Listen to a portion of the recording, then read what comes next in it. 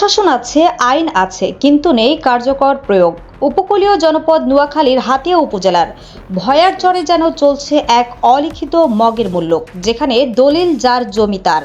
সরকারের এই নীতিকে বৃদ্ধাঙ্গুলি দেখিয়ে বাস্তবে চলছে জোর যার জমি তার সংস্কৃতি।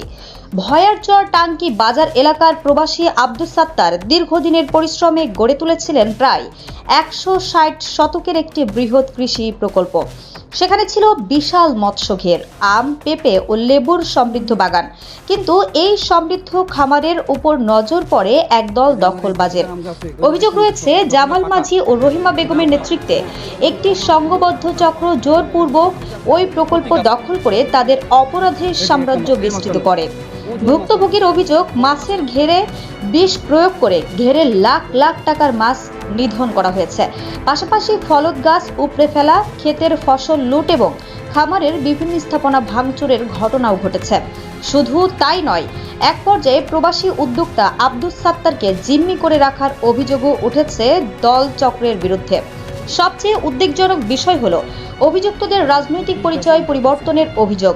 বীর চট্টলা টিভির অনুসন্ধানে জানা যায়, পূর্বে যারা আওয়ামী লীগের নাম ব্যবহার করে এলাকায় প্রভাব বিস্তার করত, তারা বর্তমানে রাজনৈতিক পট পরিবর্তনের সুযোগ নিয়ে বিএনপির কিছু প্রভাবশালী নেতার ছত্রছায়ায় আশ্রয় নিয়েছে বলে স্থানীয়দের অভিযোগ। ফলে দখল চক্র আরও বেপরোয়া হয়ে উঠেছে বলে দাবি এলাকাবাসীর।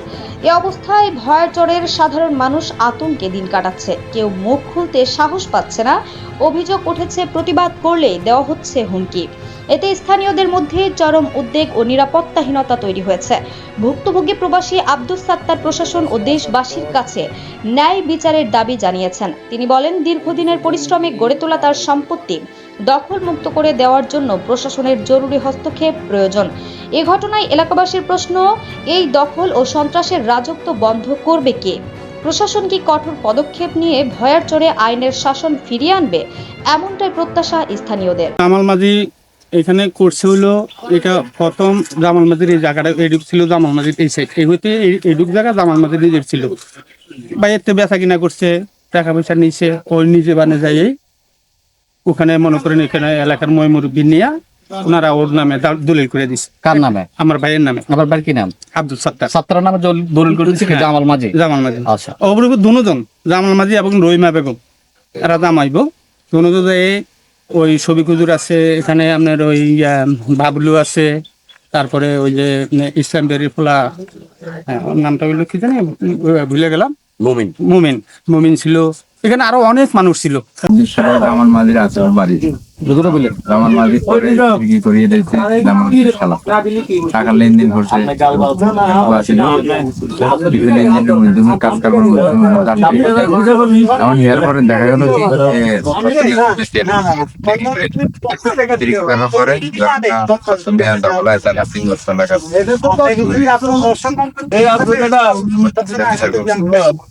বাজার হান্নান মাঝি আছে, আবার বিশাল একটা বিচার হয়। আমি ভিতরে এখানে ৬০,০০০ টাকা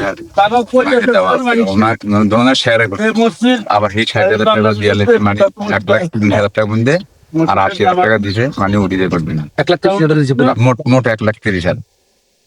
এই পর্যন্ত আমি মালিক আমার মাঝি বিক্রি করে আমার মাঝি ৪০,০০০ টাকা। তাহলে উনি আমার প্রভাব খাটাচ্ছে। এখন মানে কি কারণে সেটা আমি বলতে পারি না। ৪,৬৬,০০০ টাকা এর লেনদেন হয়ে গেছে। সাত্তারে দিছে কাকে? জামাল থেকে ৪,৬৬,০০০ হয়ে গেছে। এখন আর জামাল দিবার মতন কোনো শক্তি নেই। ওখানে দরজা ছিল, দরজা বলে আমার বোনে দেখেছে নদী এমনি আসে। এখন এখানেও টাকা পয়সার দরকার। এরা দুজন যুক্তি করে বলে যে আমার এই সম্পদটা এবারে দিয়ে কাকে দিয়ে গেলাম? সাত্তারে দিয়ে লাগবে। টাকার বিনিময়ে টাকা আওলাদ আনছে, দিতে পারে না, তার বিনিময়ে দিয়ে দিবে। হ্যাঁ, বিক্রি করবে। এখন এর কাছে বিক্রি করবে, তো বিক্রির ভিতরে জমিনটা কি ৪ লাখ না ৫ লাখ কতটুকু কিন্তু আমি জানি না। ওরা কিন্তু লেনদেন করি। সত্তর ওই সময় ছিল যখন টাকা পয়সা দেয়, ওই সময় হয় টাকা। যখন এই জমিনটা বিক্রি হয় তখন হচ্ছে বিদেশ। ওখান থেকে জানি যেদিন আবার এই লেনদেন হইব জমিনের বানা, ওই টাকার তনে তখন এই মিয়া আইরানিকার ছবি টবি ফাড়াইছে। এরা মনে করেন সব এগো ছবি চাবা এগো যা যেমনি লাগবে তো দলিল খুঁটান স্ট্যাম্প যা আছে সব এর মাধ্যমে দিয়া একই জমিটা বুঝে দেওয়া হয়েছে। রাষ্ট্রের কাছে আমার বলা আছে যে উনি টাকা পয়সা নিয়ে উত্তম জমিন বিক্রি করছে, এই জমিনটা আমরা ভবিষ্যতে দশের কাছে সরকারের কাছে আনন্দ করতেছি, টাকাটা যেন ফেরত চত্বরে পাইতেছে। হ্যাঁ 70 জন প্রকৃত টাকাটা পাইতেছে, আনলোক টাকা দিয়ে বাড়ি করতে হয়েছে।